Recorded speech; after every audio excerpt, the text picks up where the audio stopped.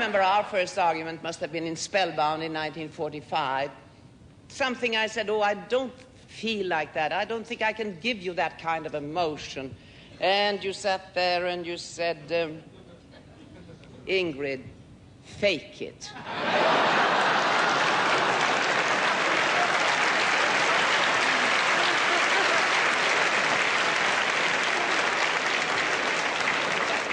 Well, Hitch, that was the best advice I've had in my whole life.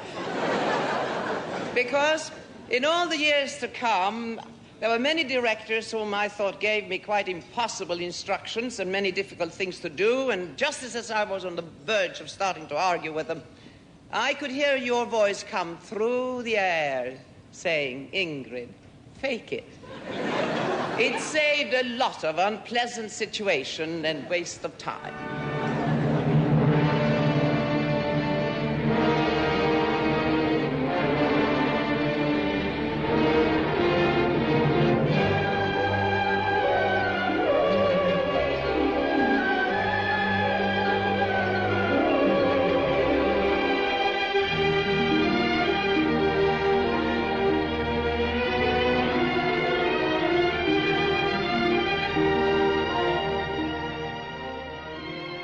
Welcome to the Shamley Silhouette, yet another analysis of the master of suspense, Alfred Hitchcock. I am your host, Zach Eastman. We are so close to the end, guys. It's scary. It's very scary. I don't know what I'm going to do in a world without Shamley Silhouette. I don't. Well, actually, I do, because I'm already planning the next series. But nevertheless, the influence of Hitchcock has permeated these discussions over the past year and taught us new things about the master suspense, reaffirmed old legends. But this show began initially with a simple pitch to an old friend, a simple text that said, hey, you want to talk about Cary Grant and Hitchcock? and thus became the first episode of this show, The Shamley Silhouette, which was the pilot who tried to kill Thornhill, a clever little title that has since never been topped. Neither has the guest that we are having on today for his third and final appearance on the Shamley Silhouette itself. And I couldn't think of a better way to close out his involvement in the Shamley Silhouette than to talk about another luminary in Hitchcock's stable and collaborations who, frankly, continues to fascinate not just us, but the entire movie-going public in general, whether it was back in the 1940s or today. During the 1940s, Hitchcock collaborated on 3 pictures with a Swedish actress who was more famous for another role by another director in the grand scheme of Hollywood legend. But that did not stop her from making at the very least 2 classic films with the Master of Suspense before her eventual exile by the Hollywood community due to travesty and an unfortunate understanding of how relationships work at the time. But I speak, of course, of none other than the legendary Ingrid Bergman. And we're going to talk about the 3 collaborations that Hitchcock did with Miss Bergman between 1945 and 1949. And as I've already alluded to, you should already know who this guest is. I've kind of given him an introduction based off of the history that he has with this show. But if you don't believe in his prowess, you should go to realnerdspodcast.com and look up his article, Classic Cool, where he dissects every Cary Grant film that was available to him at his disposal. And if that's not enough, he also is a big fan of Carole Lombard, and he's also a big fan of one Ingrid Bergman. And I'm here to chat once again with none other than Ryan Frost. Hey, Zach, thanks for the intro. Yeah, so we should. As of late, with the conversations that I've been recording for Shamley in a post-COVID world, I've been saying the phrase "you're alive," but I already know you're alive because we record each week with Real Nerds. That is true. So obviously that statement is not needed for this episode. But I will ask you to relay to the Shamley listeners how you have been doing since COVID. Not too bad this week though. It was weird. So we recorded a podcast on Monday, and I was fine, and then I don't know, about 10:30 at night, I was like, man, I don't feel too hot. And I checked my temperature, and I was like at 101 degrees. Shit. I was like, man, that's a pretty high fever. Yeah, that's dangerously close to the 104 before they send your butt to the hospital. Yeah, so I went to bed. I woke up the next morning, and it was like 100. And I was like, man, this sucks. And so then I went to bed again, and on Wednesday, it was down to 99. And then when I took Tylenol, it went down to like not having a fever at all. I called my lieutenant, and I said, hey, I have this really low-grade fever, but I had a lot of work to do. And I said, you mind if I still come in? And he's basically sent me a text. It's like, hell no. And then Thursday, I didn't have a fever at all, and I was fine. Friday, I broke out in a fever again. Uh-oh. And yesterday, I didn't have one, and today I don't have one. So I don't know what happened to me.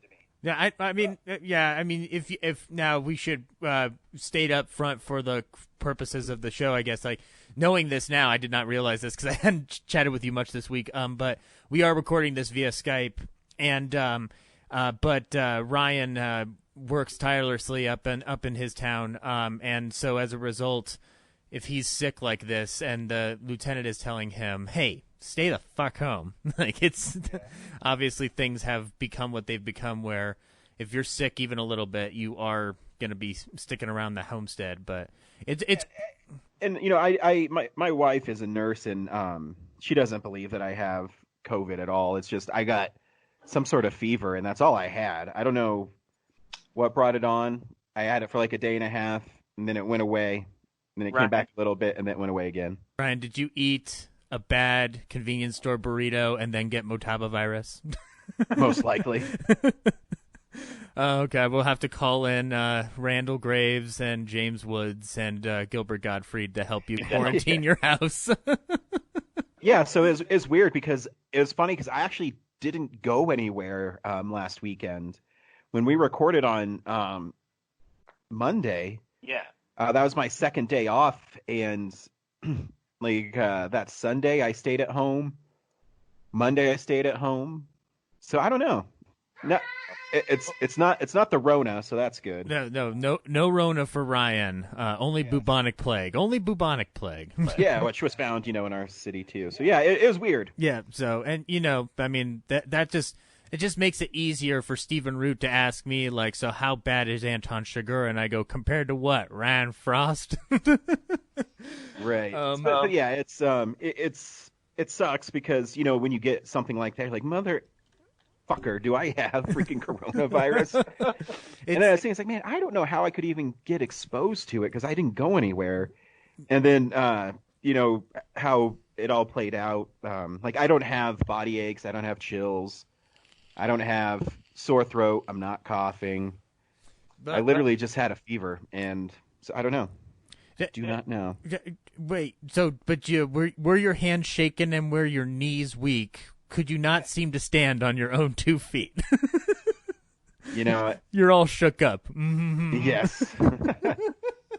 But we're not here to talk about Elvis Presley, thank God. We're here to talk about Alfred Hitchcock and his collaboration with Ingrid Bergman, and I'm glad that you are in a well enough place to chat about Ingrid Bergman with us, because what I find interesting as we look into Ingrid Bergman's history is that obviously there is the Cary Grant connection, because they made more than just the one film that we're going to talk about today within the 3 that we have lined up. But her legend in Hollywood is pretty interesting, and you'd started doing a little bit of research prior to me telling you, hey, let's conclude your trilogy with Ingrid Bergman. So what was your first exposure to Ingrid Bergman as a film goer?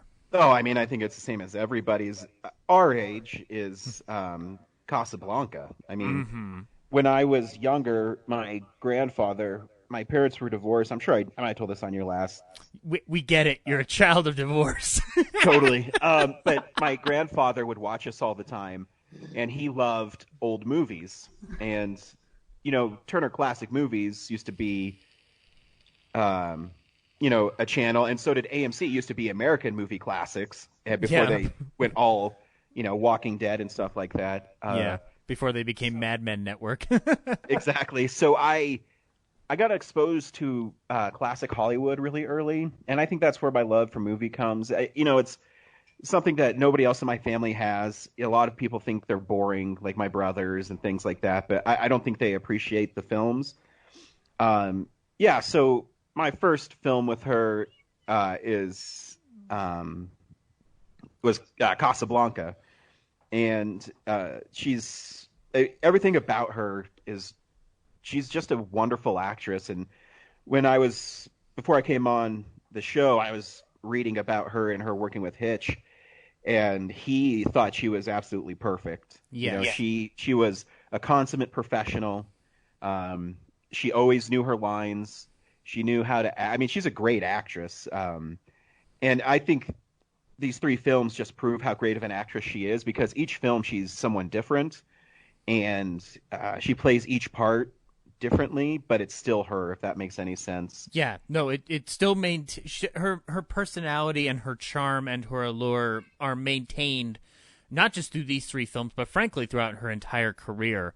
An important part of understanding the collaboration with Hitch, I feel, also stems from going into Bergman's origin story, which is weird. We haven't really talked about the origin story of an actor within Hitchcock's stable, but I think Bergman's is important because her story is very fascinating, and it also obviously where it winds up by the end of our conversation will be will lead into that. But she was born in Stockholm, Sweden, and she started her career in Swedish and German films, and she was in a 1936 film called Intermezzo, telling the story of a violinist played by in the original film Gösta Ekman. I'm not Swedish, guys, so I can't pronounce Swedish names. I'm very, very sorry. I'm an ignorant American, but the Intermezzo was then picked up as a concept to be remade in the U.S. In 1939, directed by Gregory Radoff, starring Leslie Howard, and produced by an old friend who I love to make fun of, and whose impression may appear again on this show. I speak, of course, of David O. You know what he did, Selznick. And this film was a pretty big hit for Selznick. Not as big, obviously, as the other one that came out in 1939. You know the one I mean. The one we're having a very important and needed conversation about these days. But that's basically how Bergman is brought over here. So she is put under contract by Selznick, and she was basically expected to complete this film and then return home to Sweden. And her husband, Petter Lindström, remained in Sweden with their daughter. And then basically she's just basically too hot of a commodity. She's kept in America, and Lindström joins her in America down the line. So within that time, she stars in a slew of films like the Dr. Jekyll and Mr. Hyde with Spencer Tracy and Lana Turner. But her big break from 1939 into 1932 or 1942, she basically being under contract to Selznick means that Selznick would not just put her in his films, but Selznick would loan people out like crazy. Hitchcock was no exception to this. Obviously, he was loaned out for films such as one we're going to talk about today, but also films like Saboteur, which we discussed last time, and Lifeboat.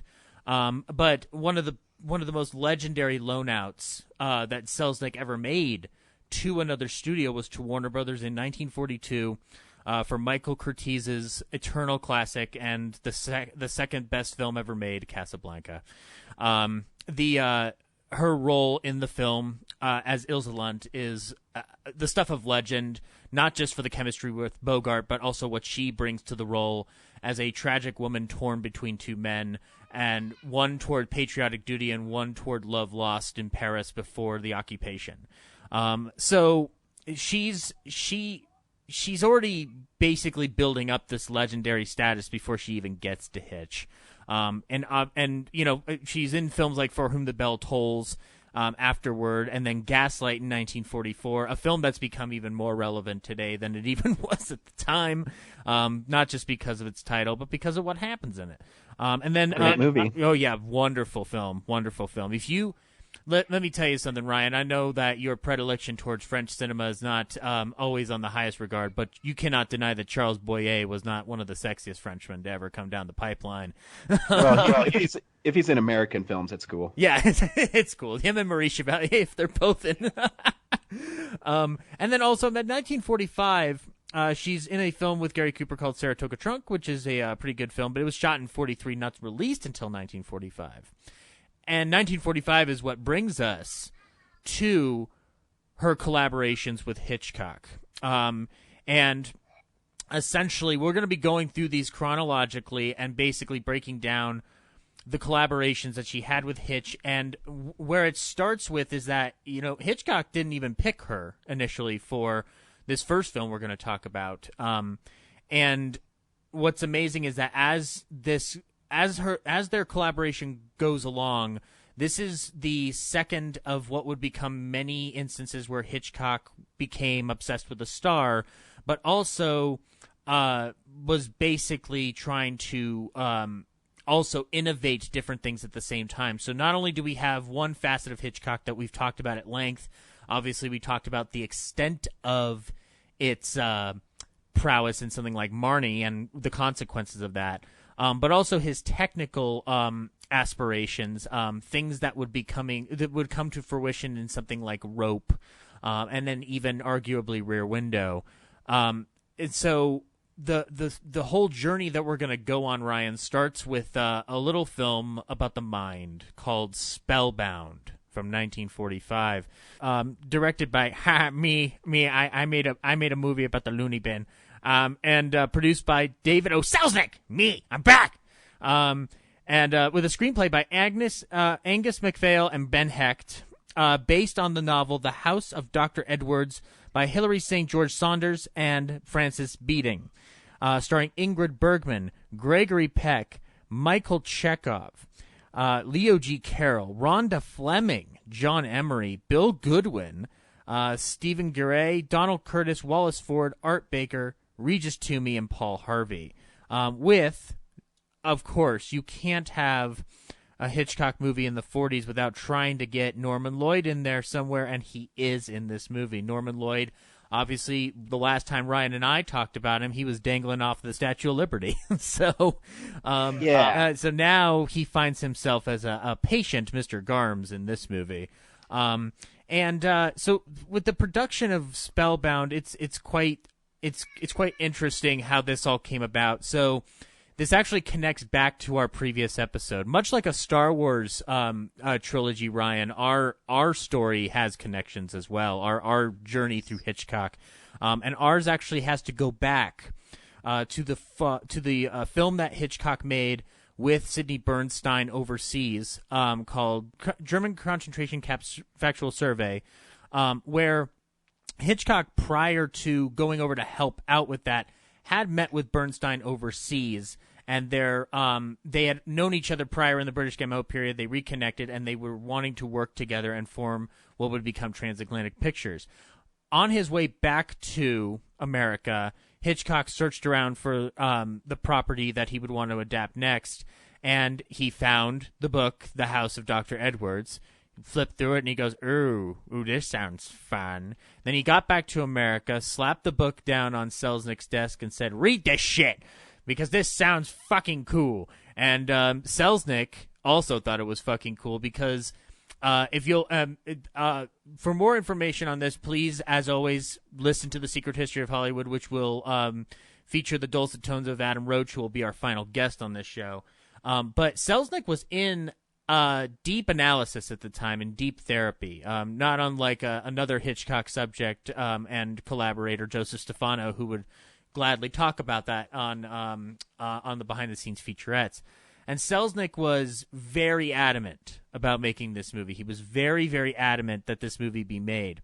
And it was also kind of made over a contract disagreement with Selznick. But the bottom line is that this was something where it seemed like the collaboration between him and Selznick was going to be more or less more positive. Now, as we learn with anything involving David O. Selznick, you cannot expect a smooth production at any form or stretch. But what Selznick does bring to the table is he wants to cast Ingrid Bergman in the lead role, and he wants Gregory Peck as our leading man. And so basically, Bergman doesn't want to do this movie. She finds the whole story to be rather ridiculous. And she got called in to Selznick's office, and Selznick proceeded to essentially rant and rave about the importance of psychological representation and the workings of the mind, to a point where Bergman was going to basically say yes to anything after that talk, either because it was so long or because she was convinced. I don't know the exact answer on this, but I imagine David O. Selznick going into a bit of a rant would make anybody go like, I'll do anything you want, just please stop talking. It's kind of like how people talk to me, and that's how I get them on this podcast. So yeah, and that kind of brings us into this film, which the biggest collaborative effort that Hitchcock would have on this film, other than Bergman, was also Salvador Dali. Salvador Dali, a surrealist and a failed Marx Brothers film writer, has been discovered over the past decades, conceived a lot of the key dream sequences for this film that would later be basically scissored to about a 5-minute segment in the film. But there was originally 20 minutes worth of these dream sequences. Now, I don't know how we'll talk about it and how you feel about the dream sequences, but like, could you imagine 20 minutes of what you saw maybe 5 minutes of in Spellbound?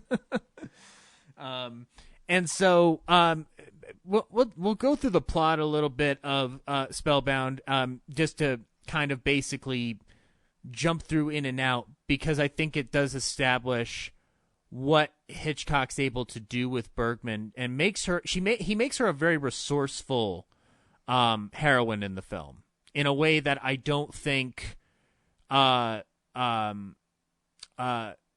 had been allowed to be at the time. It feels like even in Casablanca, she's not really the heroine. She's more of the caught in between character, and it's more Bogey and Claude Rains kind of having their whole debate about like the morality of war, and also their which side to take in Casablanca.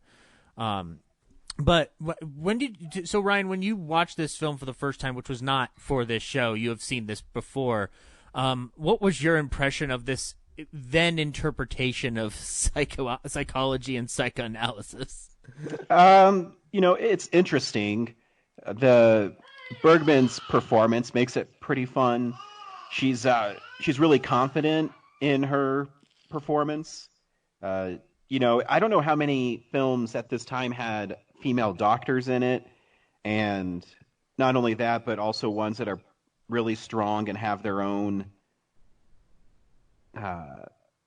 They don't need really the man. Mm-hmm. She happens just to fall for the man because she's perfectly fine by herself. Right.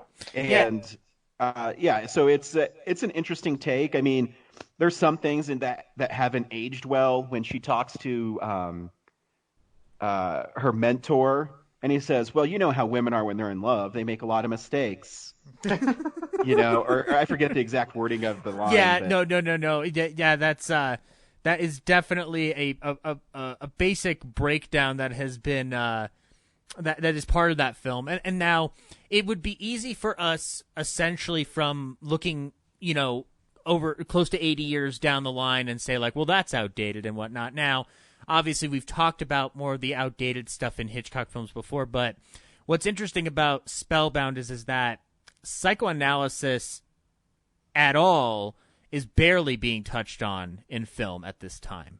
This film was a big... I'm going to kind of skip ahead and say that this film was a huge, massive hit. By the end of 1947, it had made over $6 million in the box office out of $1.5 million budget. It was the second highest grossing film, one of the highest grossing films of 1945, and became a big pop culture well-to-do within radio shows of the era referencing Spellbound, primarily comedy shows, but also like, you know, just the intrigue of psychoanalysis had definitely permeated the culture at the time. So while the film does not obviously hold up by today's standards, as we've discussed with other Hitchcock films where the psychoanalysis is obviously outdated, this one's unlike a Psycho or even a Frenzy. This is a film that's primarily focused on more so a patient from a more sympathetic point of view, and so as a result, it treats psychoanalysis with much more meticulousness and attention to detail, whereas in Psycho, it's kind of glossed over in that great monologue at the end when they're all going like, nah, Norman Bates was his mother. So, you know, like this film obviously goes way, way deeper into it, and a lot of that probably can be attributed to Selznick, who, because he was in therapy at the time, was very adamant about, you know, like presenting it properly on screen. Whether or not Selznick took it too far over the line with his insistence on notes and memos to Hitchcock is a whole other story entirely. And as I've discussed before, Hitchcock and Selznick, they had their battles on the many, but they did respect each other. Obviously, when I did the episode with James on Rebecca, I leaned into a big Selznick impression that was less than kind. But the truth is that the two did respect each other. And and so much so that there is a fun story, Ryan. I don't know if you're aware of this, but as they were getting ready to gear up on production, you know, normally when you're making a film based on a book of any kind, you have to contact the author of the book for the rights or the publishers, etc., right? So Selznick, obviously, in his frantic state of, you know, preparing and securing everything, was working to secure the rights to the House of Dr. Edwards. The tricky part was that the rights had already been bought. Guess who they had been bought by? I don't know. Me. I bought them. I bought them to get them. So there's a phone call that basically Selznick makes and just goes like, I can't get the rights. And he goes, oh, I know why you can't get them, David. I know why you can't get them. Because I got them. And basically Selznick was just like, well, let's sell them back to me. And this is, you know, basically Hitchcock goes like, sure, David, why not? Like, you know, like, so basically Hitchcock kind of, like, I think obviously Hitchcock it seems like he wanted to assert a little bit more control over his working with Selznick, if at all, because obviously the experience he had with Rebecca was not a fond one for him by comparison to other collaborations with Selznick where the waters would be a lot less turbulent, although that didn't stop turbulence from happening. Selznick's interference with productions on both Spellbound and the next film we'll talk about, Notorious, were so bad that basically if Selznick came onto set, the camera would mysteriously stop working. And there would be an attempt to fix it. And, you know, you have Hitchcock going like, look, I'm sorry, David. I have no idea why the camera broke all of a sudden. But I'm sure it'll be fixed in no time. And then Selznick would just wait around long enough to go. He's like, I've got to go. I've got to go do shit. And then he'd leave. And then the camera would just magically work again. So, obviously, there was a lot of attempts by Hitchcock to lessen the interference of Selznick. But to dig further into the film itself, you know, in spite of the psychoanalysis efforts of it all, we also are attempting to kind of push cinematic boundaries with this. And I think a lot of this has to do with not just Bergman, but also what he's doing with the camera, because those dolly sequences, as much as we get of them, are mind-bending for the era. I don't think there's anything you can really compare it to during the time on a mainstream Hollywood scale where you have this much surrealism and bizarreness flowing through the film. What's interesting is that it actually fits in the film. It doesn't distract from it.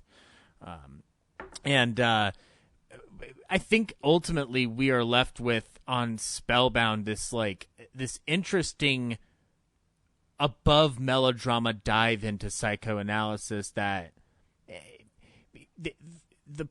the whole notion of it being an attempt to figure out, to dig into the probing a man's mind to try to discover the truth behind a death is obviously one that we see years later in many, many films. We obviously, go so far into probing people's minds that we had Leonardo DiCaprio trying to steal stuff inside of them years down the line. But one element of this film that it doesn't work just with Bergman, it also requires one Gregory Peck. And Gregory Peck, this is one of his earliest roles, and man, he crushes it in this film. Were you surprised when you first saw this film to see Gregory Peck look that lean? Because I'm not used to Gregory Peck looking that lean. It's interesting too. When I watch Hitch movies, I always try to envision if Cary Grant would be in that movie, because Cary Grant was so popular with Hitchcock, and Grant loved working with Hitchcock. Yeah. And this is one of the ones where I could never see him do it because Gregory Peck is really great in it, and he's really vulnerable. Mm-hmm. And I can't think of a Cary Grant film where he's that vulnerable. Cary Grant usually is really sure of himself, very confident. Yeah. And there needs to be a sensitivity to play the amnesiac. Is that a word? Amnesiac. Yeah, the amnesiac. Guy, and he plays it so well. And what I love too is you actually buy Dr. Constance kind of falling in love with him, because as she explores his traumatized youth, more and more he reveals more of himself to her. Yeah. And what I did like about this film too is they didn't rush into "I love you" right away. She unlocked something in him, and he didn't want to hurt her, so he kind of tries to hide from her. Yeah. And she comes across as, hey, no, I'm actually trying to help you as a doctor. Mm-hmm. And it's there's some there's some trademark Hitch stuff when they're trying to escape on the train, where they zoom in on the eyes and the music gets really bombastic. Mm-hmm. Yeah. The music, by the way, done by Miklos Rosa, who also used theremins throughout this production, and to double down on that eerie atmosphere that permeates this film. Like, this film doesn't just feel out there and of the mind for the time of 1945. It also feels that way. So it's not just looking that way with the dolly imagery. It feels that way. That the atmosphere in this film is specifically designed to unsettle you, not in a typical Hitchcock way. I think it's more or less it creates a mood where nothing fully feels like it's planted on the ground. Like it always feels like it kind of anything can happen in this film, in a way where some Hitchcock films are set up where the logic is pretty clear. This one, the logic kind of like goes out the door a little bit. And it's to the benefit of the film, because you get this overall feel of that, like, something's going to turn at any point, especially given the fact that Edwards, as he is claiming to be, really he is John Ballantyne. Anytime he is triggered and is about to commit an act of violence, like, the world just unends and shifts, and visually it's captured that way as well. But also, like, when he's grabbing the razor, when they're holed up in the in her mentor's house, it's chilling, it's bone chilling, and the music complements that, the visuals complement that. We're set in this world where we don't, if we're an audience in 1945, we don't understand psychology the way obviously a doctor would, but also like on the mainstream level, we're not fully in touch with it. Back in that day, you hid your feelings and punched them out. But now, obviously, we don't do that as much. And the key phrase is as much.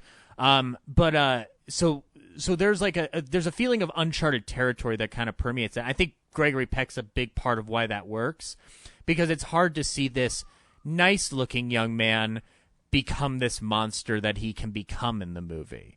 And obviously, the film, because it's adapted from a book, things are changed around and shifted, but I think you still manage to hold a lot of the menace in this film, regardless of how the ending wraps everything up. This is a situation we've run into with many films we've discussed, Ryan, where the ending wraps itself up out of convenience. But yeah, I always thought it was weird too when she's analyzing him, and then he realizes he didn't, kill anybody except for his brother. And he's all happy that it was an accident when he like slid down the side of a staircase and kicked him into an iron like arrow. Yeah. No, it's I will say, Ryan, we're both horror fans. We're big fans of horror. You're a little bit more experienced with some of the out there and more outlandish gore fests than I am per se, since I tend to go more toward the black and white era of it all. But the death of his brother in this movie is on level with a Jason kill. Like it's so over the top. It's because and for those who don't know what we're talking about, I will spoil Spellbound a little bit. The story has up to this point basically been Bergman trying to clear Gregory Peck of the murder of the actual Dr. Edwards, and as it's revealed is that like he's so disturbed, but he's not disturbed because he killed Dr. Edwards. He's been disturbed for years because he repressed the memory where he killed his younger brother by shoving him down the banister of a flight of stairs, and the brother then lands on a fucking fence pike. Yeah, he gets impaled. Like straight up vampirism. I try not to laugh, but every time I see that scene, I forget about it, and then I see it and I laugh. Yeah. Now, and this is not us making fun of it. It's just when you watch it within the context of modern viewing, it looks outlandish. It's not that it looks funny. You're just kind of taken aback, going like, "Wow, they did that." And then Hitchcock, speaks from the grave and goes like, "Yeah, Jason's not the only one who can impale shit. I can impale people. look at me. Look, Scream Factory's doing a box set of these Friday movies. Spellbound should just be stuck in there as like the earliest Jason movie." But yeah, and then because it has that ending, it does also, because obviously it wraps up, Ballantyne's story in it and clears him of guilt. We are given at the end a very, very poignant piece of imagery from Hitchcock that has been has slowly been discovered over time as its own form of psychoanalytical filmmaking. So in the end, it's revealed that the former head of the hospital that Ballantyne would then go over to assume the leadership of, was basically killed Edwards in an attempt to cover up, to get back for basically replacing him as head of the hospital. Bergman confronts him, and Bergman basically talks him into shooting himself at the end of the film in a POV scene that they had to construct a giant hand to do certain elements of the shot where the gun turns and shoots itself in the face. Which I mean, you have the Blu-ray, so you've seen the special features where you see the giant hand and stuff. But what's interesting is that in the film, as the shot goes off, Hitchcock decided to basically insert a frame of red in the middle of the shot after the gun goes off. So as the hand turns, the gun goes off, and if you are skipping through frames on your Blu-ray player, you will see a frame of red in there, which is something that hadn't really been fully discovered until years later by other people as they were interviewing Hitchcock for his legacy and dissecting his films. And he, fully, fessed up to just like, yeah, this is me. I did that. I kind of wanted to throw you all for a little bit of a loop there. Like, but it's interesting to note that, like, in this black and white film, we have, basically a little form of psychology being twisted and played with by Hitch himself to play with our perceptions of how violence is perceived by us, the viewing audience. So it can't be overstated that this film is a very, very important film, not just from the realm of psychoanalysis that we talked about, but it also establishes Bergman's ability in Hitchcock's realm. Bergman not just floors it when it comes to the heroism that she portrays in this film and the struggling, like the harrowing things she has to go through, but she also gets to make something like liverwurst sexy in one of the greatest lines in this film, where they are talking about what sandwich they would rather have, and she says liverwurst, and it's Hitchcock's food. That's his big food thing in this movie, and I don't think you can ever do that anymore. You can't do that. You can't make liverwurst sexy, Ryan. Like, I mean, well, on the mainstream, you can do it in other places, but those are places we're not talking about on this show. But the movie is released. It's a big, big hit. This film is referenced all across the board in different pop culture items of the era, not the least of which there's many instances in the 45 run of the Jack Benny program where you have people like Frank Nelson going like, well, who do you think I am with this razor in my hand? The star of Spellbound? So you have it really captured the imagination of people and really opened up that door of psychoanalysis to the mainstream movie-going public. The film obviously made a massive amount of money, but it had, its reception was pretty well praised. My favorite guy to hate, Bosley Crowther of the New York Times, wrote that the story is a rather obvious and often told tale, but the manner and quality of its telling is extraordinarily fine. The firm texture of the narration, the flow of continuity and dialogue, the shock of the unexpected, the scope of image are all happily here. So Bosley Crowther naturally had to start with a pithy remark, but then go into how much he loved it. And Variety wrote that Bergman gave a beautiful characterization and that Peck handles the suspense scenes with great skill and has one of his finest screen roles to date.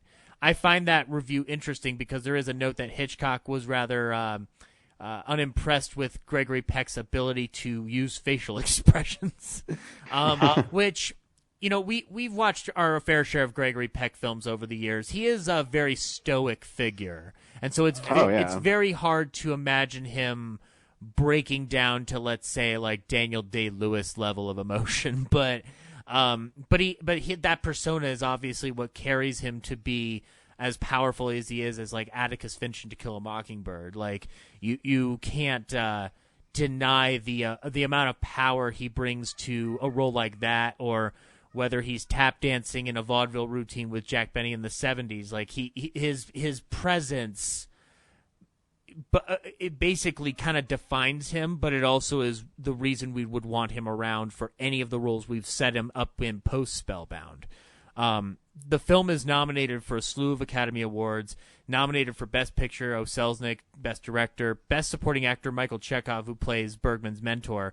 Fun fact, Chekhov was also Bergman's mentor in real life for acting, and this would end up being his only nomination in film history. And Best Cinematography, Best Original Score, which it won from Miklos Rosa, and Best Visual Effects, Jack Cosgrove, which I feel like the best special effects should also be shared with Salvador Dali, but I'm sure Salvador Dali was too busy painting a picture that looks great to me, but I can't understand because I'm an idiot. And she also, Bergman also won the Best Actress Award at the New York Film Critics Circle And at this time, Hitchcock has basically become enamored with Bergman. He has started to form that obsessive quality again that he would have with several actresses. This also kind of began early on with his assistant, Joan Harrison, who, obviously Joan Harrison kind of more held her own and would end up becoming a successful producer in her own right and end up kind of running the Alfred Hitchcock Presents thing. But this is kind of the second phase of Hitchcock's obsession with an actress where the lines between the art he's making and the reality start to bend and twist a little bit in a weird fashion. And almost immediately after Spellbound is released and is receiving these accolades, Hitchcock begins work on a little film that we talked about at the very beginning of this series called Notorious. And much like The Empire Strikes Back is considered the finest in the original Star Wars trilogy, Notorious will be the finest one because we have to talk about now Cary Grant. So, so Notorious is a film that we talked about in brief last time. I thought it would be good to talk about this a little bit further if possible because the amount that Bergman as a character is allowed to do in this film extends even beyond Spellbound, because she's a heroine, but she's also allowed to basically stretch every dramatic muscle she's ever possessed. She doesn't even get to do that in Spellbound. Spellbound, she's kind of limited to the role of, well, I've got to help this man. Here, she's not only caught between two men, she's not only having to save the world, but she's also being slowly poisoned in a gothic romance fashion. So when you first saw Notorious, which was back early on before you started the Grant series, Ryan, was this like one of the few Ingrid Bergman films you had seen up to this point, or was it mainly Casablanca and then a big gap until something like this?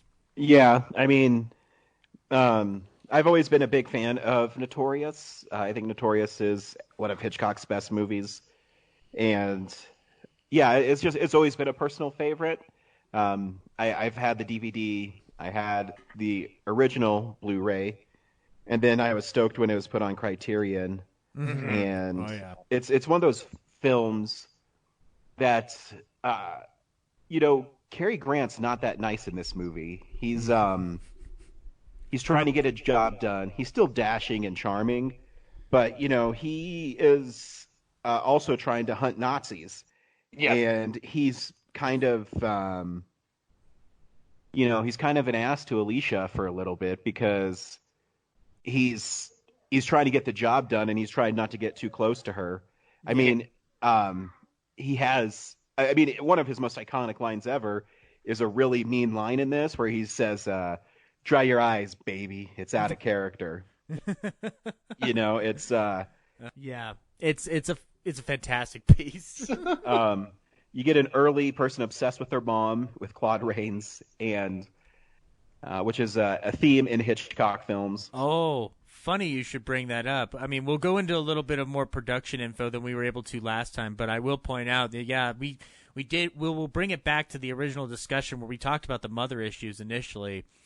Sebastian, played brilliantly by Claude Invisible Man Rains, or Claude Louis Rains. The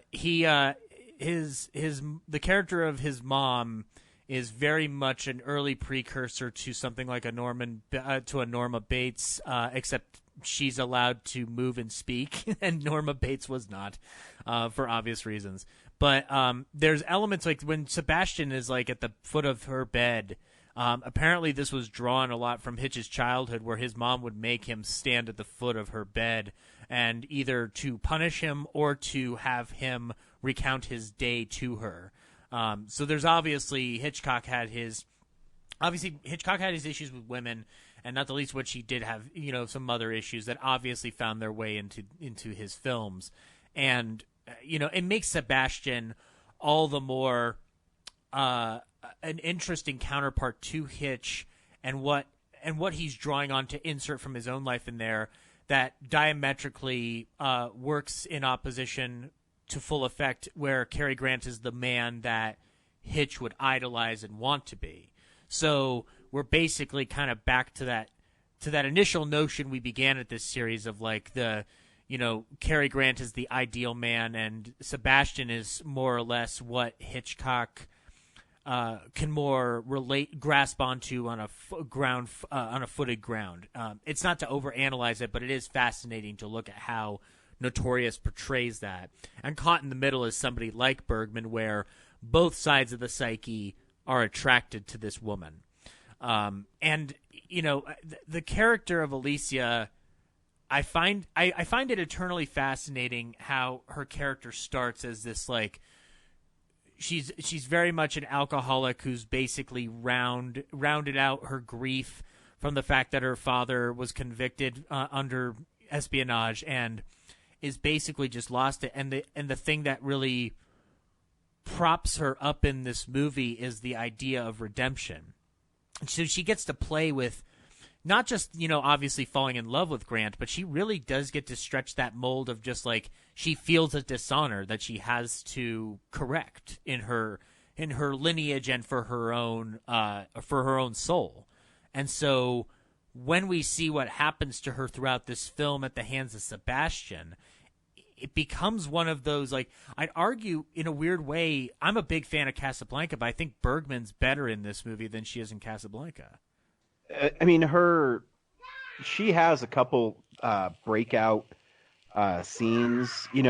There's one where her and Devlin go back and forth, where he's trying to be mean to her, and he's how's the line go? He says something like, "I remember you saying you're a new woman. Daisies and buttercups, wasn't it?" Something like that. And she's like, she's basically screaming at him, saying, "You knew what I was doing. You love me, and you won't even admit it." And it's such a great moment because Devlin, as a character, he's trying to, do his spy job, but he is falling in love with her, and she's basically calling him out for letting her fall in love with Sebastian. Yeah. It's a great scene. And, I think about another scene with her where she's fudge. I should have rewatched this before we started, but I've watched it so much. She says something like, "Do you love me, Commodore?" And he says, "You're a very beautiful woman." And her response to that is, I need another drink to appreciate that. Things like that, where she is so confident, but she's also damaged because of her alcoholism, because Devlin also exploits her for being a Nazi sympathizer because of her dad. And it's really fascinating. And I read that Ingrid Bergman in her personal life didn't think much of the Nazis when it was happening. And it's one of her, things she really always felt bad about, where she thought they were just going to go away. Yeah. And so it's interesting that she's playing a daughter of a Nazi sympathizer that is kind of put in this world of espionage where she doesn't want to, but she has this obligation because of who her father was. Yeah. And she wants to right a wrong that it's not her fault, but Devlin exploits her for it. And like I said, he's really mean to her. And it's a tour de force, and it's maybe one of the darker roles that Cary Grant's ever done. He kind of wavers on that in most of Hitchcock's stuff. I think only maybe North by Northwest is his only Hitchcock film where he's kind of Cary Grant in that movie. Whether it's Suspicion, Notorious, he kind of plays a darker dude. He and in this one, he's like, this movie is classic cool. He's really cool in the movie. Hey, that's the name of an article series you did. Yeah, I mean, no, check it out. No shameless plug here. So I love this movie, and that line, "Dry your eyes, baby, it's out of character," is delivered with such coldness, and the way that Hitch shoots and lights it where he slowly kind of turns and says it to her is just so cold-blooded that and her reaction to the heartbreak of him talking to her that way is pretty palpable. Yeah, and this is like Notorious to me has this element of Hitchcock at the top of his game in the 40s specifically, because obviously there are many moments throughout Hitchcock where he's at the top of his game where he's just like, I'm on top of the fucking world. And this one in particular, he is definitely coming off of the high of Spellbound and really doubling down on certain elements of his stock and trade for storytelling, and also just seeing what more he can push, not the least of which is that makeout scene that lasts for a solid 3 minutes. Like, that might be the sexiest thing in Golden Age Hollywood history, hands down. Like, that scene in particular is, you cannot deny, one, the power of Cary Grant smooching you for that long, I guess. Or, on the flip side, the allure of getting to make out with Ingrid Bergman for 3 minutes. But just the fact that he's holding on that image for so long. Like, he doesn't do it again that way. Like, when it comes to a love scene like that. Like, even in a love scene with something like North by Northwest, he'll cut away pretty quick. Like, he doesn't, like, obviously he cut away to a train at the end.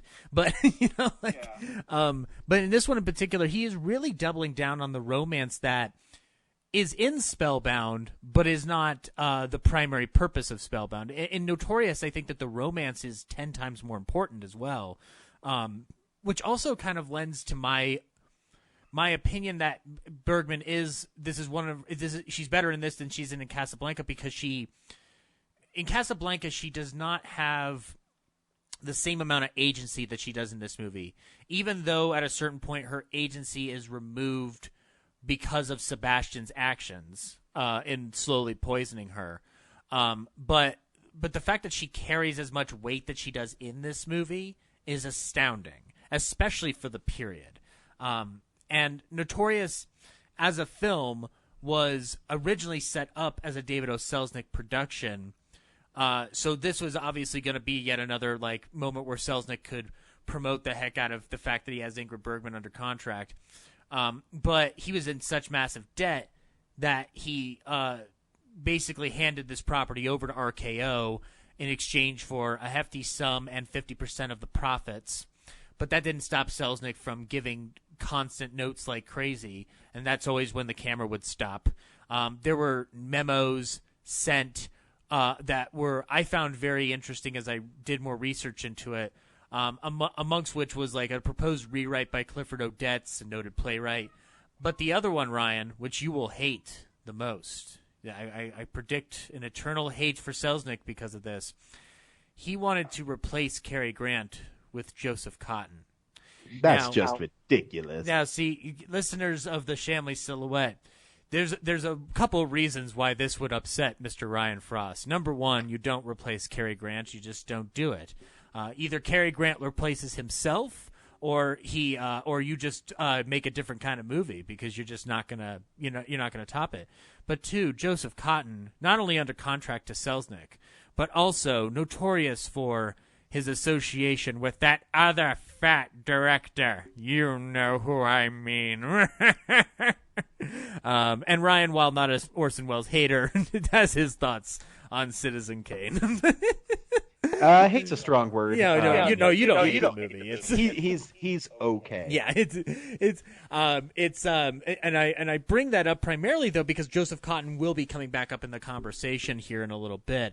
But it is interesting to note that this was a situation where I stopped and wondered, could Joseph Cotten have done the role? Now, obviously, with Grant in the role, there's no real actual reason to give that any credence.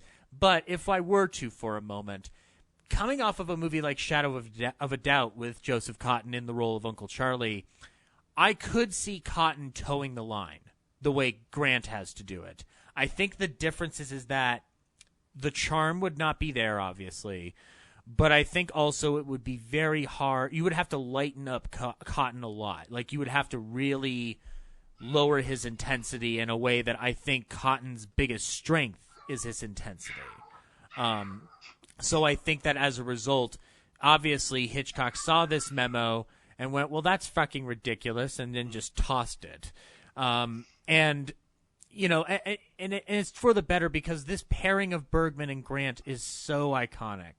It's a reason why a movie like Indiscreet gets made years later, because that pairing is proven. Their chemistry is palpable. You believe, not just because there's 3 minutes of them making out and Hitchcock going like, more kissing, but there's an element of just like those two, like, where I'm just like, man, like I could see them together, it's that impression we have throughout all the great couples, whether it's, the ones of more recent note like Brad Pitt and Angelina Jolie, or I guess Ben Affleck and Jennifer Lopez. I don't know if that's too strong a stretch. But yeah, so like you can definitely see that chemistry permeate throughout it. And this was also a project where Hitchcock was willing to take a lot of Bergman's suggestions for her interpretation of the character. So this is also another example of Hitchcock, because he is getting along with the actor, and also, the obsession is growing a little bit within him, and kind of molding his version of Bergman for his films.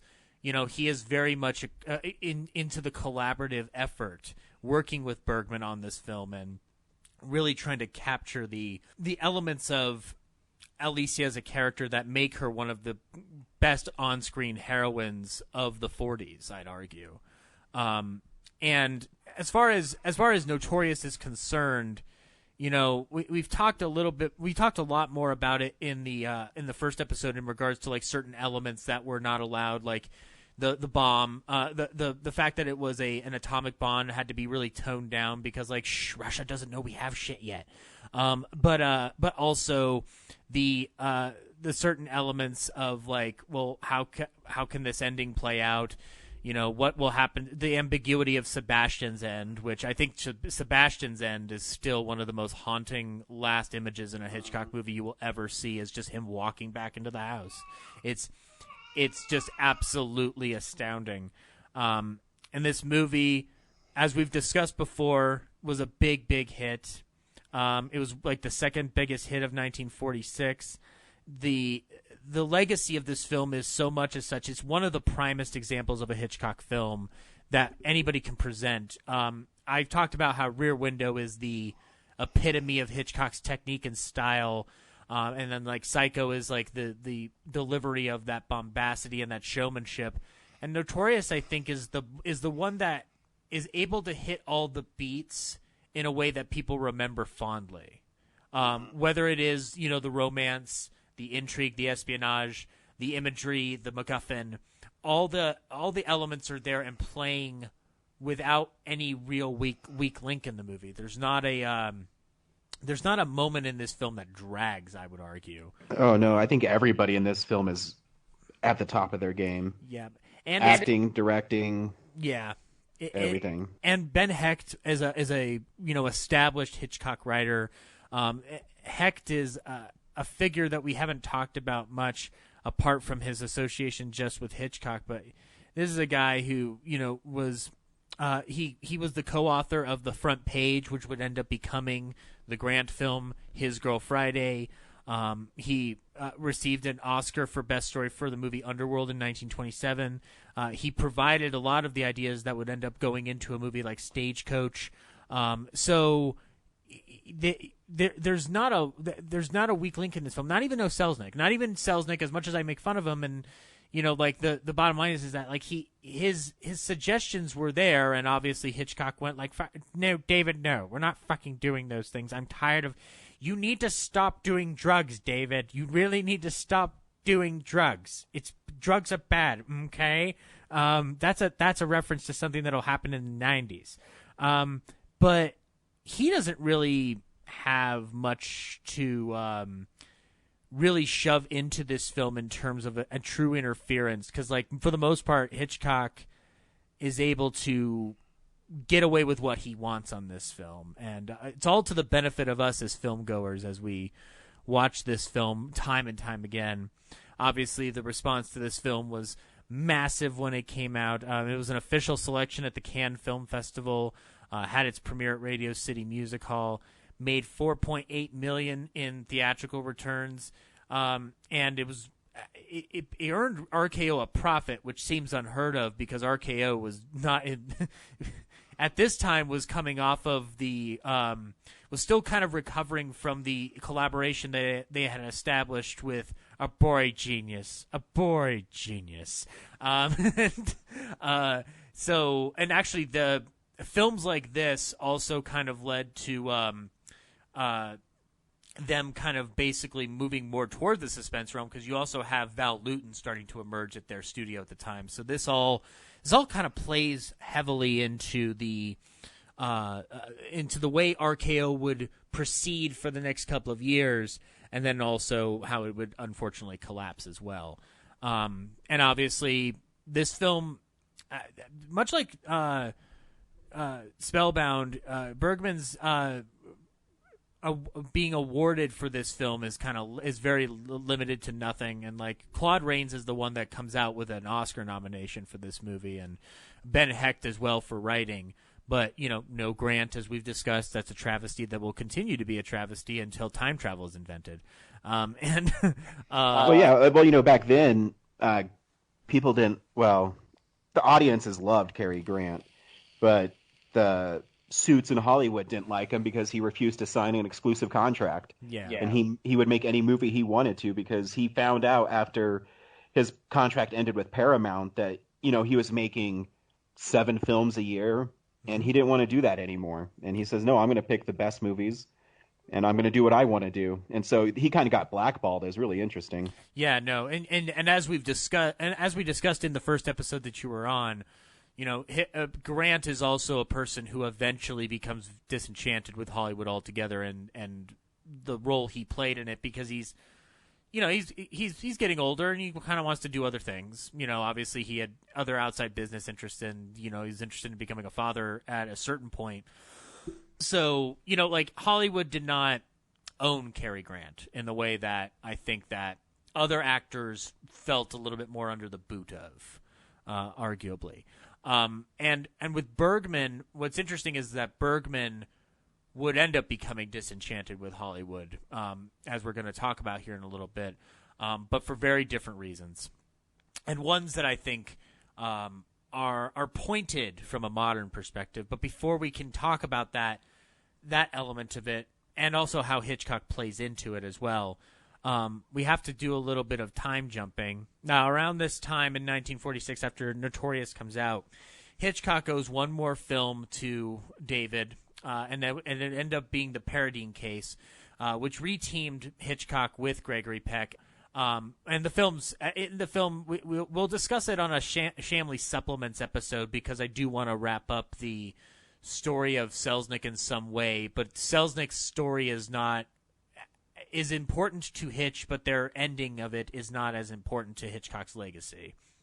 Apart from what would become the formation of Transatlantic Pictures.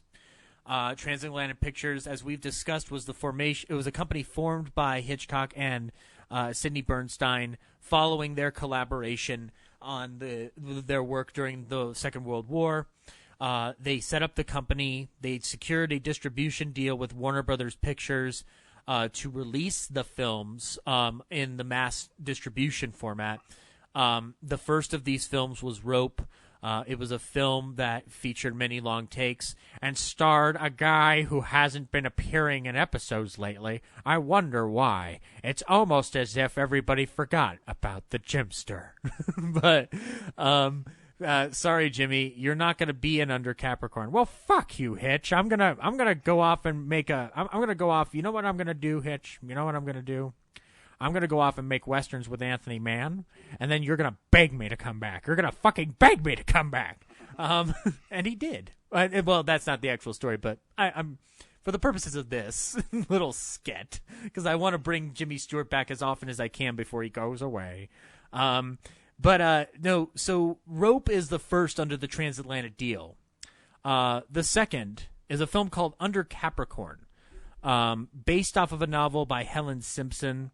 And it's a film that Ryan, you had not seen this prior to us talking about this subject of Ingrid Bergman, correct? I have not. I got it because you mentioned that you wanted to do this, I don't know, a couple months ago when you were lining up, your schedule. Yeah. And I happened, Kino Lorber had a huge sale where their Blu-rays were like $6-7, and Under Capricorn was one of them. Yeah. So I was like, you know what? I'll get it. Why not? No need to rent the Amazon when you can get Bergman in Blu-ray.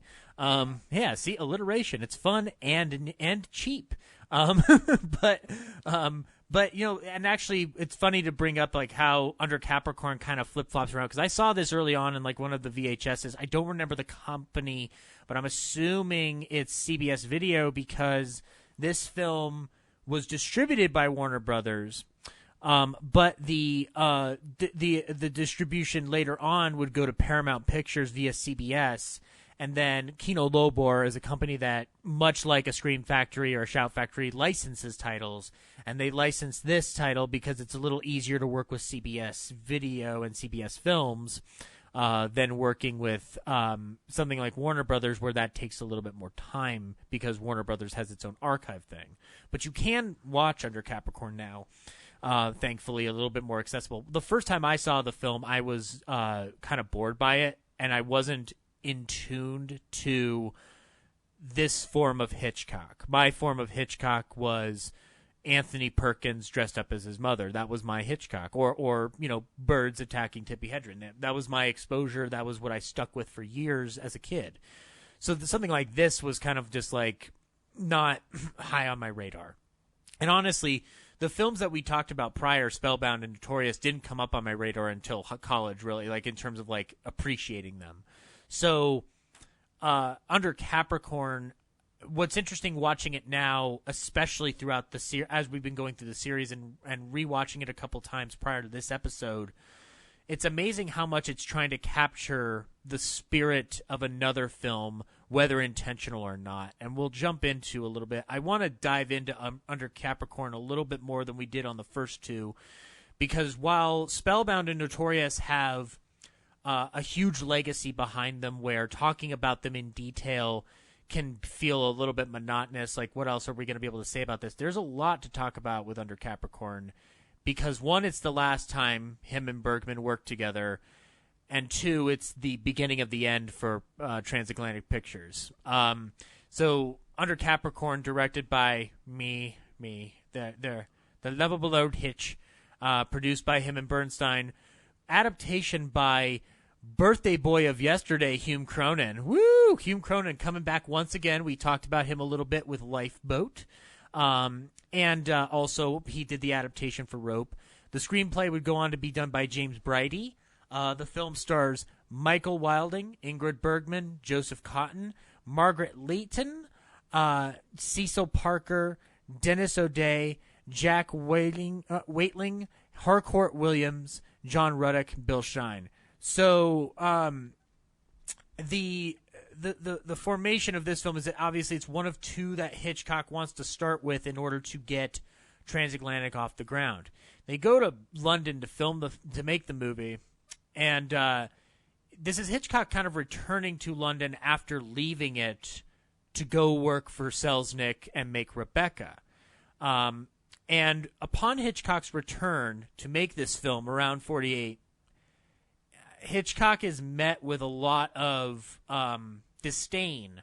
And if you're wondering why he was received with disdain, it was not because Hitchcock left Britain to go make movies in America. It had a lot to do with Hitchcock's wartime record. Ryan and you and I had talked about how Hitchcock's uncomfortable position interfered with him really getting to be as involved with the making of propaganda films and supporting the war effort in Britain at the time. Obviously, Hitchcock was under contract to one David O. Selznick at the time, so being committed solely to the war effort was not in the cards, especially if you have somebody like Selznick. Other studios made different deals with different directors with the War Department. You have people like Frank Capra, John Huston, John Ford, George Stevens, and William Wyler, who essentially are tasked more so with getting more involved in the war, whether through the studios or through their own initiative. Hitchcock was not in that position.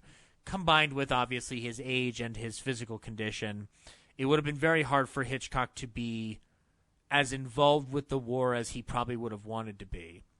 And so the press really laid into him. And I think it's, obviously, as we look on it now, it's very unfair the way he was treated. Considering that, as you talked about with Grant, Grant was able to leave studio influence, but studios held you to a contract. They would not let you go. And I think that it's weird that Hitchcock has to have his homecoming with this film in particular and have to address a lot of these things rather than getting to make this movie. And a lot of the obsession that Hitchcock would turn to in this film extends off of his work on Rope. We'll go through the plot of Under Capricorn, and as we go through it, we will talk about how that obsession with the technical acumen would not only unravel his collaboration with Bergman, but also see the end of one of his first big obsessions with an actress. It's important to note about this film, it's about the colony of New South Wales. And as a result, it's basically about the prison population that flourishes in Australia, which it's a subject that is not always talked about in film, but I think in the film I think it's handled interestingly in a progressive manner for the era. Like it's not glorifying colonialism really. No, they definitely say that they're sending people there that have criminal records, Right, and what's interesting, as they go through the film, they talk a lot more about how does a past come back to haunt somebody and stuff like that, and like the discretion that is usually practiced in this New South Wales area. But the basic story of the film is that this new governor of the territory, played by Cecil Parker, arrives in the British in the South New Wales with his cousin, one Charles Adair, played by Michael Wilding. Wilding we have talked about before on the Shamley Silhouette because he was none other than Detective Inspector Wilfred Smith in Stage Fright. Again, we're going to bring up the name Wilfred because it's a great name, right, guys? It should be the name of all action heroes. Wilfred, the Wilfred Knight. But no, he's basically proposed by Samson Flusky, a businessman who was originally a convict who, was able to make good. Flusky, played by Joseph Cotton, basically is trying to get Charles to buy land from the government so that then Samson can buy the land from Charles. So it's also an early predecessor to how real estate and politics would work all over the world in the 2020s. Like, short of Samson going, "What if we came to another understanding and you bought the land?" Like it's very much that kind of like shady business dealing. But it leads Charles Adair to Cotton's estate, and realistically, we're kind of drawn back into territory that we've seen before. Ryan, do you recall a film that was set at the estate of one Maxim de Winter and a place called Manderley? This sounds so familiar. Yeah, it's almost as if though Minyaga Ugila, which is the name of the estate under Capricorn, is very much an Australian version of Manderley. Now, there's a bit of interest note in this is that Hitchcock was mainly intending this to be a drama, very much a costume drama from what the film basically plays out as for the most part, but there was a lot of emphasis by the studio that would end up distributing to really kind of emphasize on the mystery and the horror as it would pertain to Hitchcock's style, right?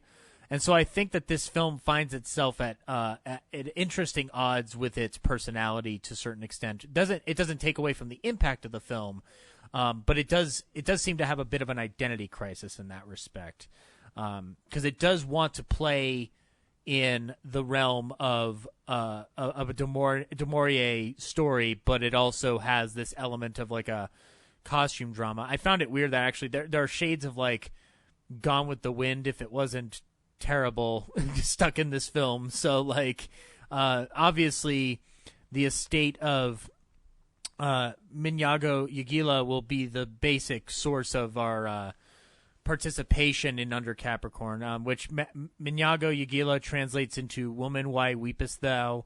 Which the whole name and the language is purported to not be real, although there are sources that say that it is based around Kamilaroi,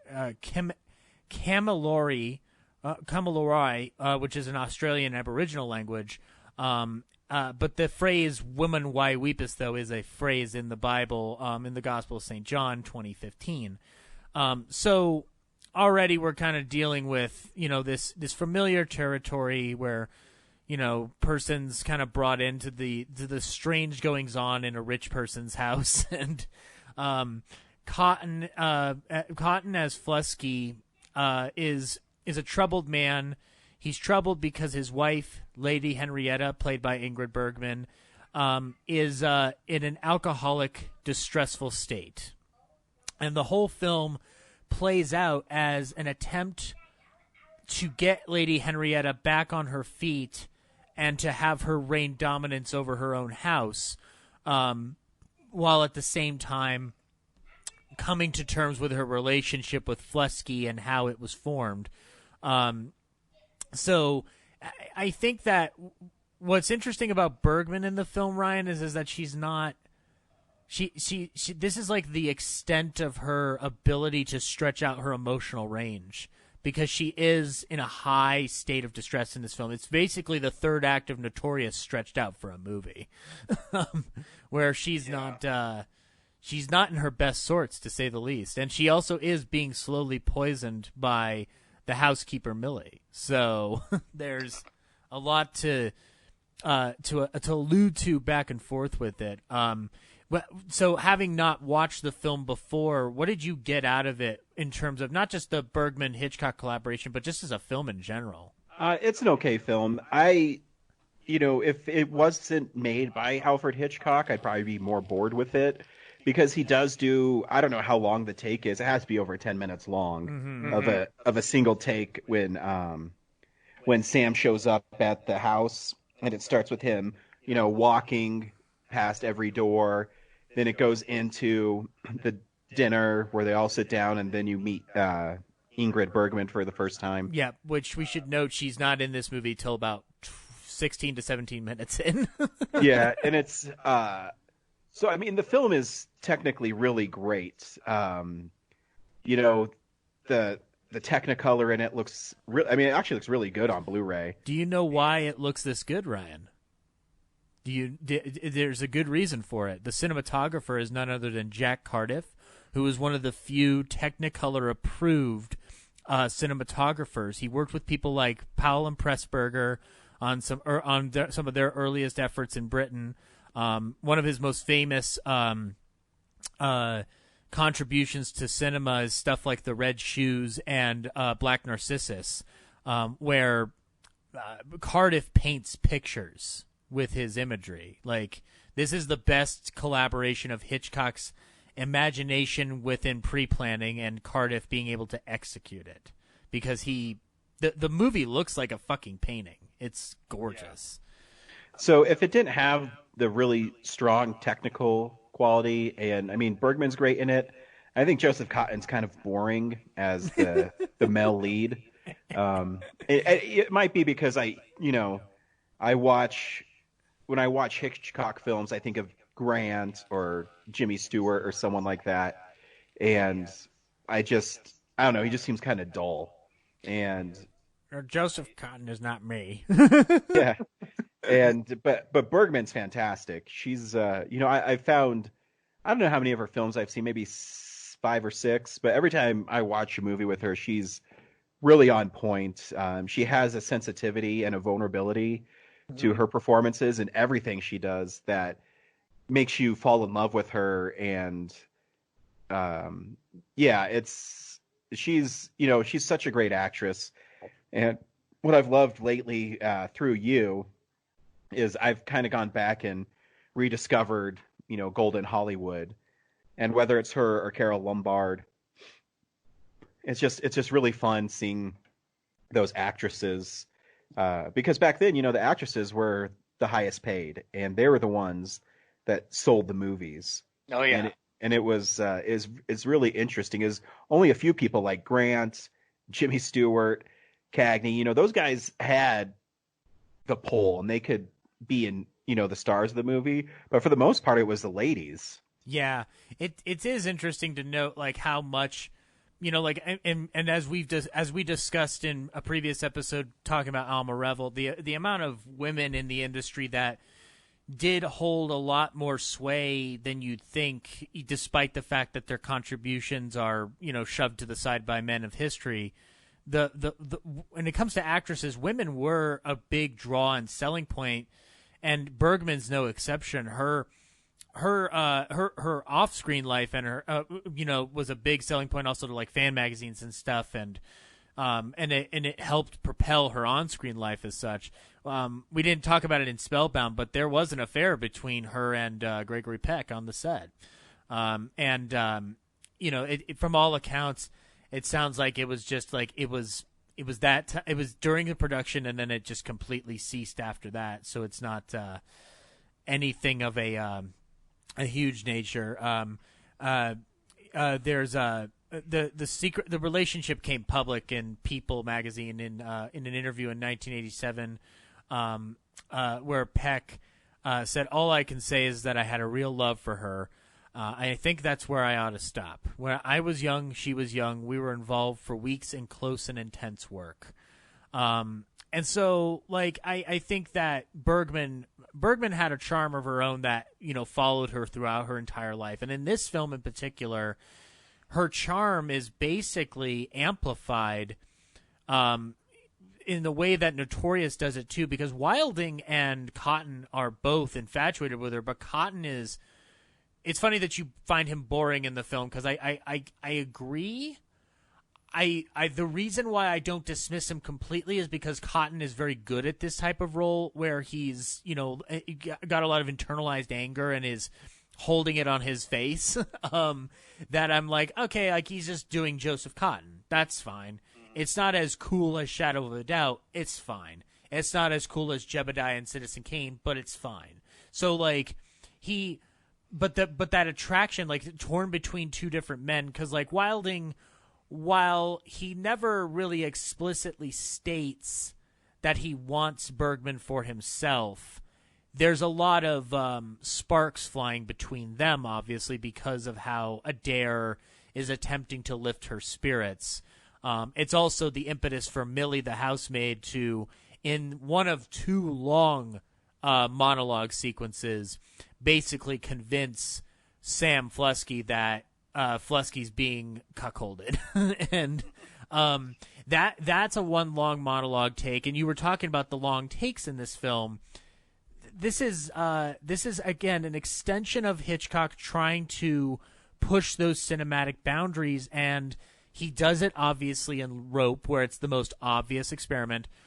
He tried to make this film in a series of long takes just like Rope.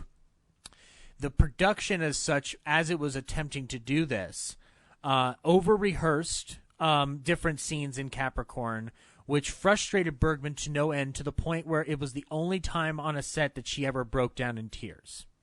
It was as much so that it led to a bit of a row on set, where then Bergman acquiesced and said, "We'll do it your way." And then Hitchcock said, in a quote that I thought was kind of telling, is like, "It's not my way, it's the right way."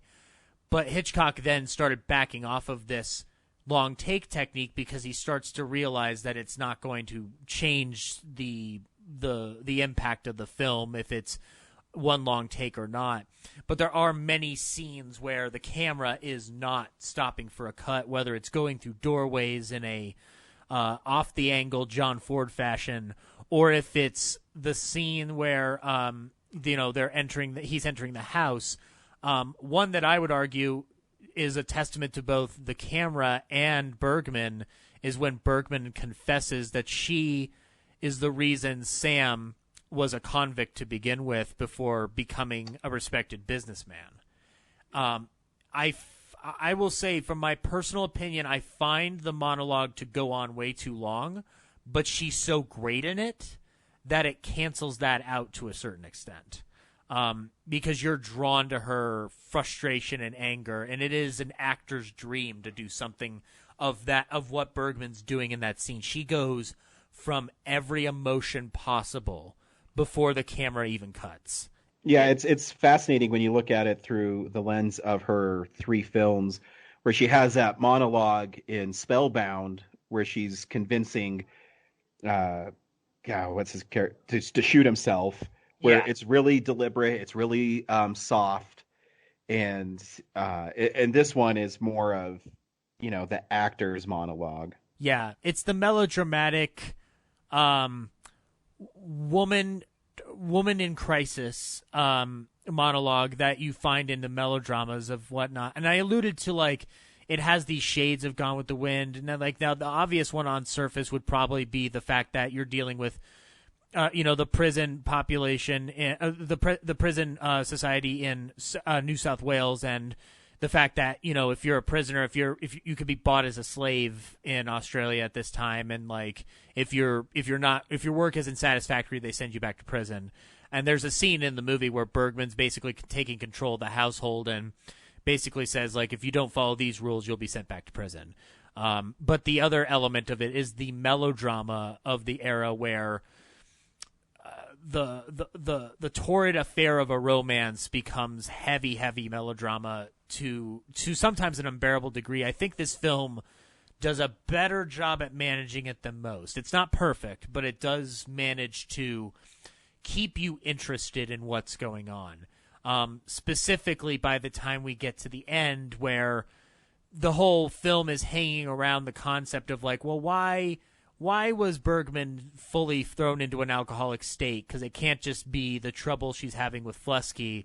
And it's revealed that Millie has been poisoning her and apparently performing shrunken head voodoo rituals on Miss Bergman, because there's a shrunken head in this movie that's being used to essentially torment her throughout the movie, even though we only really see it revealed at the end, which again is odd for Hitchcock to not set that up prior.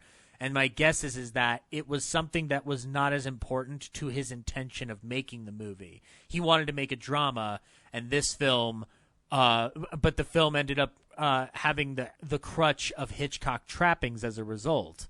And the film, it went through, a troubled production, as we've been discussing, through the various different elements that led to this point.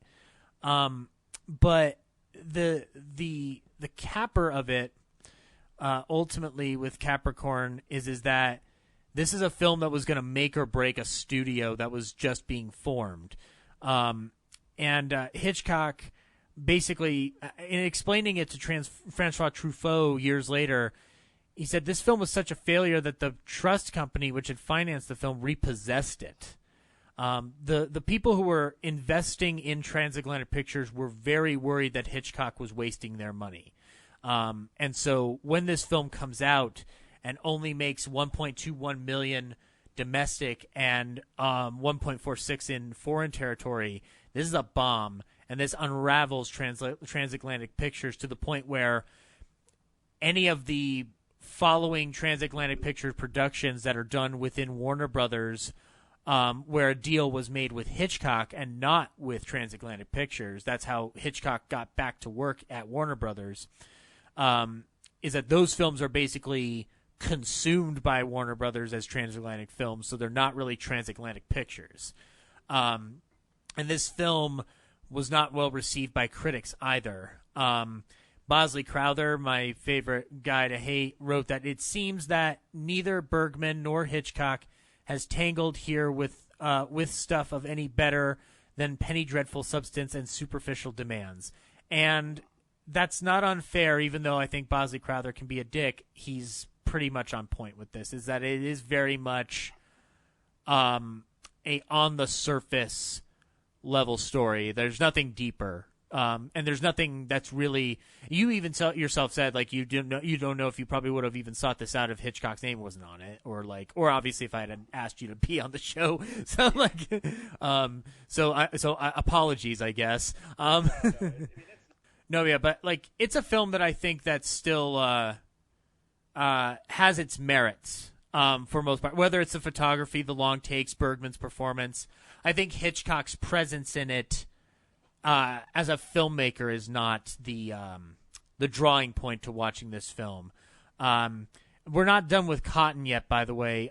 Cotton was known as referring to this film both in interviews and on set as under crappy corn, and to which Hitchcock said, "Fuck you, you're out of here, mister." They had only worked together on Shadow of a Doubt prior to this, but Hitchcock wouldn't end up using him for another 6 years until Joseph Cotton was on a couple episodes of Alfred Hitchcock Presents.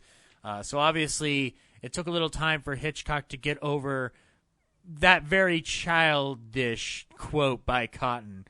There are a couple things that I've attributed to Hitchcock being upset about, whether it's killing the kid in Sabotage or, like not getting to go to many other locations and To Catch a Thief. And in this one in particular, it's like under the crappy corn.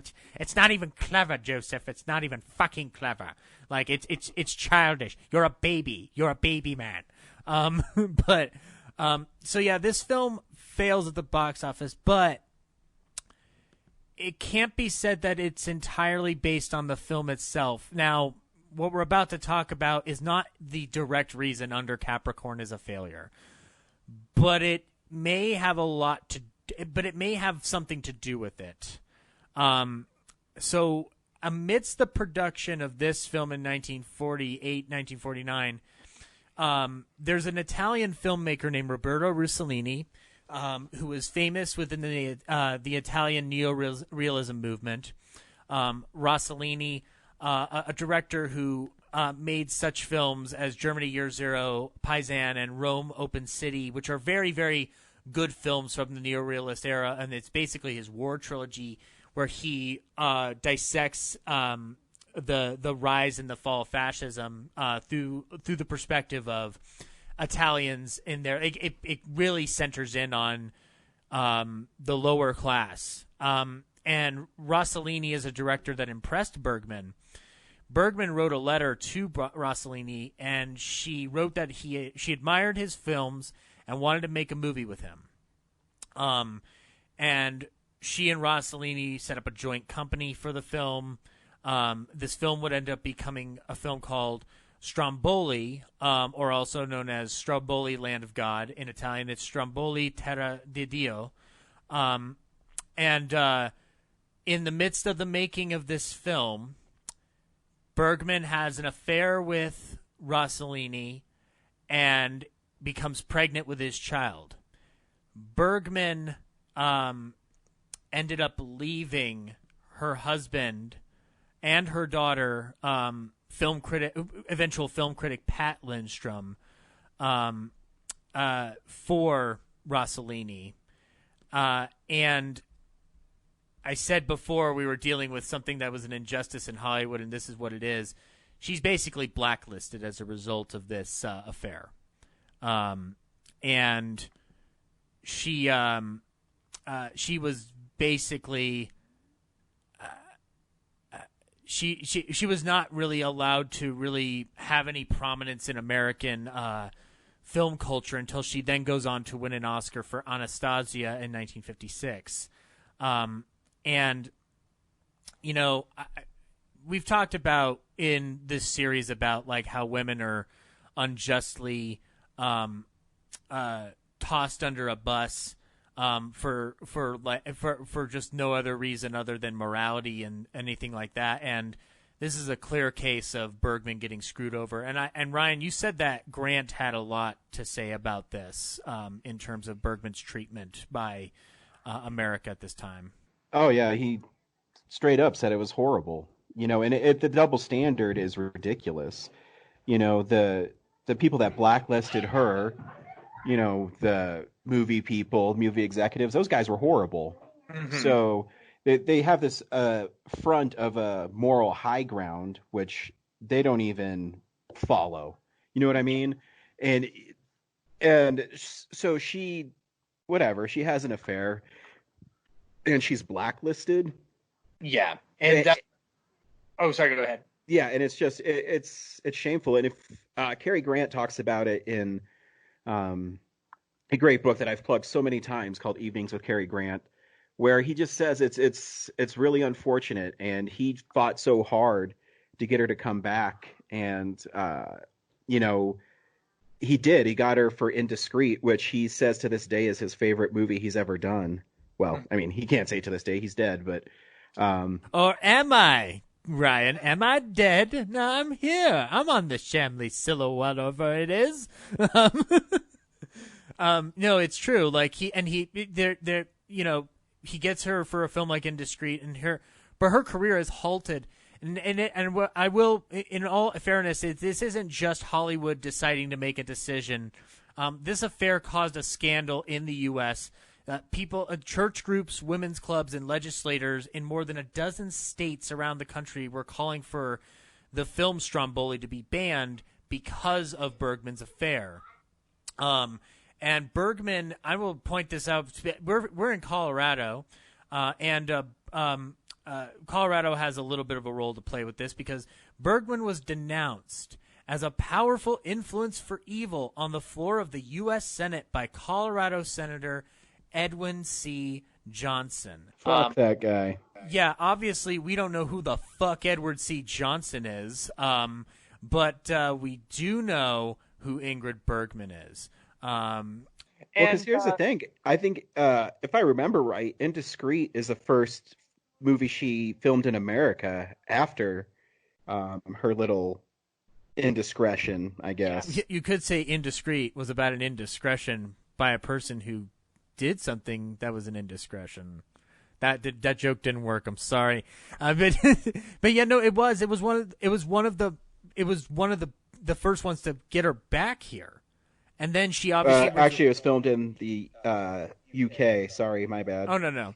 But it is one of those ones that carries over because you have somebody like Cary Grant in the movie. It's going to get seen, whether by a bunch or by a little. Obviously, at a time when Indiscreet comes out, studios are dealing with another issue, which is called television. So, but yeah, she wins an Oscar for Anastasia. Her relationship with Hitchcock dissolves, and there's a lot of reasons for this.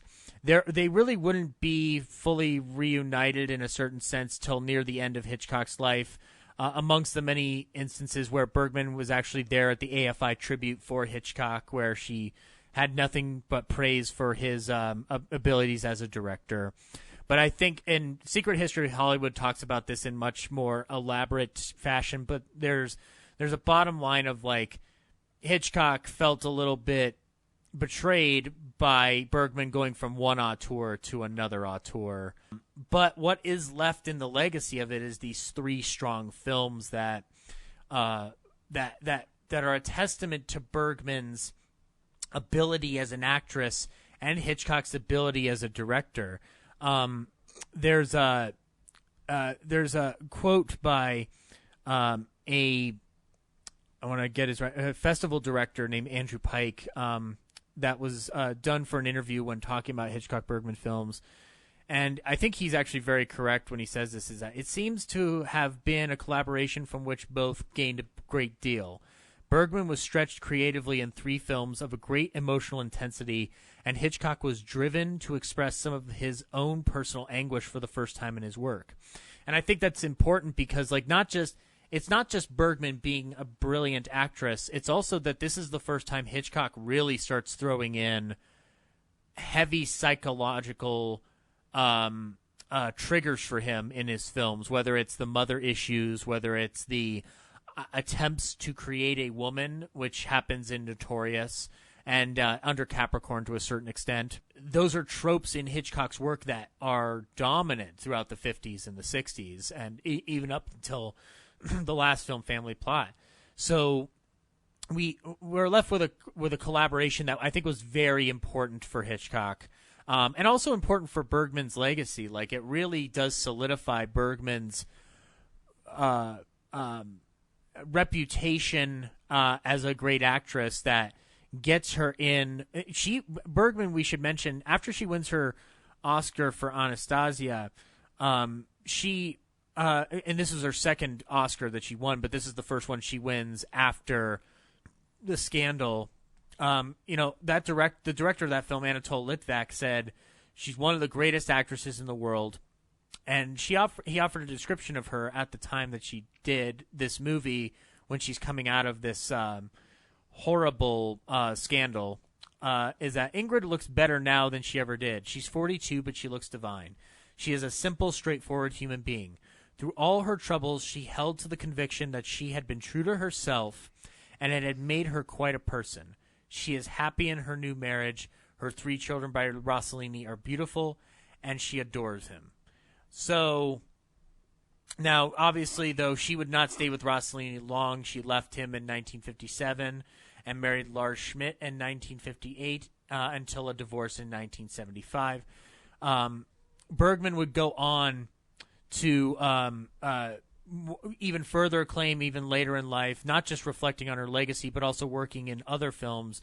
She won her 3rd Oscar, and for a supporting actress category this time, for her performance in Murder on the Orient Express. And she would end up passing away in 1982 at the age of 67 in London, England, leaving behind a legacy that extends far beyond Elsa Lunt, and far even beyond any scandal that could have plagued her career. It's funny, actually, to wrap up that scandal and to wrap up this episode, is like, it's interesting that, like, to think about how much that scandal was an issue with people. It ended up becoming jokes in things, and I'll if I can find the clip, I'll lay it in at the end of the episode. But there is a clip from the Jack Benny program where there's a joke where the tenor Dennis Day is joking that he's been drafted into the Navy, and Jack asks him if he's going to France to free something, and Dennis goes like, "No, we're going to Stromboli to free Ingrid," and the laugh in the studio is freaking loud, and it's because that subject was so prevalent in people's minds, and that's the power of Ingrid Bergman being as popular as she was, that for her to be in this was such a shock to people. But that's going to wrap up the legacy of Ingrid Bergman in Hitchcock's filmography. Probably, I'd argue, one of the most important collaborations Hitchcock ever had, if not the most important, because for all the other collaborations had with actors like Cary Grant and Jimmy Stewart, I think there's a duality to this, because the relationship he had with Hedren is important for other reasons. This one is important because it allows Hitchcock to become the more thoughtful filmmaker than that we tend to overanalyze and praise to this day, whether it's in books written by famous film historians, great podcasts in Britain, or a podcast being done by an idiot in a Scottish cap. So this collaboration produced three important films for various different reasons. 2 of them are well-known classics. One is more or less forgotten, but still has its merits. Did you have anything you would want to add to the conversation we've been having, Ryan, and how Bergman? How you feel watching these 3 Bergman films and, really seeing how that collaboration paid off? Yeah, I mean, I absolutely adore her. I love her grace. I love her presence on camera. She's one of those actresses that transcends time. She's so much more than Casablanca. I know that's the one that everybody knows her for, but she really holds her own in movies, and she's just a phenomenal actress.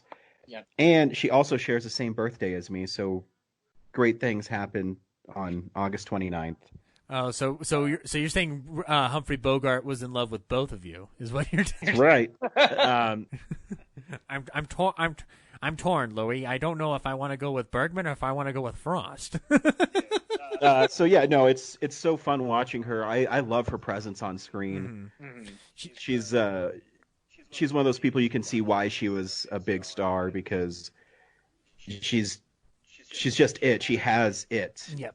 You know, she can hold a candle to anybody. She can go toe to toe with anybody. She can play sensitive. She can play damage. She can play tough. She can play scary.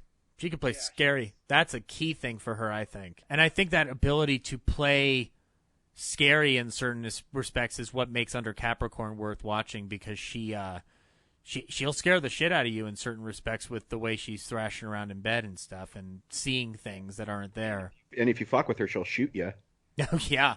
That's true. Well, no. To be fair, though, and Under Capricorn, they had to go shoot that horse, Ryan, because that horse was going to die, struggling from the broken leg. That's a thing about Under Capricorn. One of the biggest issues I have with Under Capricorn is how long it takes for Michael Wilding to go, well, what are you talking about? It was an accident, and then the whole problem is resolved. But we do get some great scenes between Cotton and Bergman in the middle of it. But anyway, that's going to wrap up this whole conversation. Ryan, you were the first guest we had on the Shamley Silhouette. You were among the last we were having. I can't think of a better way to wrap up the trilogy that is the Frost trilogy. Years later, I will decide we need to do a prequel trilogy, and then a couple years else will go by. I'll sell my company to Disney, and then they'll reboot this trilogy with you. And I don't know. Maybe Adam Driver will kill you at the beginning of this new trilogy. I don't know. We'll find out. But thank you once again for coming aboard on this journey to begin with, and for staying with it as long as you have. So anytime. I love movies. I know you love movies. I know you love classic movies, and I know you love a debonair man named Cary Grant. Which, guys, if you're listening to this and you haven't read Ryan's article on Cary Grant, you need to seek that out. He's right. It's probably the greatest article that's ever been published in the history of the internet. Yes, in the history of the internet. Not any of the hard-hitting journalism that has been exposing the corrupt powers that be. No. It is Cary Grant and what Ryan assesses about Cary Grant. No, but it is a good article because you do go through, beat for beat on his performances, and you're not skimping on the knowledge in the middle of it. Like, it's not like he's good in this, he's bad in this. Like, you elaborate, you detailed in a way that I appreciate the way you format it, because there's almost a journey you kind of go through with it, and seeing like, okay, well, the Grant persona as it is established, it works better as you get down the line, because obviously, like, the less Grant's involved, both on screen and just personality wise, those are obviously not at the top of your list. But as you keep going, you start seeing the things that make Grant appealing to this day. And then I can't wait for when you eventually do Carole Lombard, for a multitude of reasons. It means you'll have to watch a movie with another suave, debonair comedian. That Which one's that? To Be or Not to Be, of course. Oh, okay. I didn't know which one it was. Don't worry, Ryan. I think you'll be watching that movie sooner than you think. But that's going to wrap it up for the Shamley Silhouette this time around. You can follow the Shamley Silhouette at realnerdspodcast.com, where we are uploading the episodes a little bit more frequently now to get us to this end point. Our final episode will be coming out at the end of August with our special guest, Adam Roach, in a pre-recorded conversation. On the next episode of the Shamley Silhouette, we aren't done with a 3-hour conversation on a single film. We're not done with that kind of mentality yet, because we're going to have Marcia Rosales on one last time to talk about a British Gamo classic. that has been, up to this point, not really acknowledged or discussed, but it is one of the most important films in Hitchcock's career for a multitude of reasons. I speak, of course, of Young and Innocent, and you will get to hear 7 hours worth of conversation about the importance of that film, courtesy of Marshall Rosales. But until next time, good night.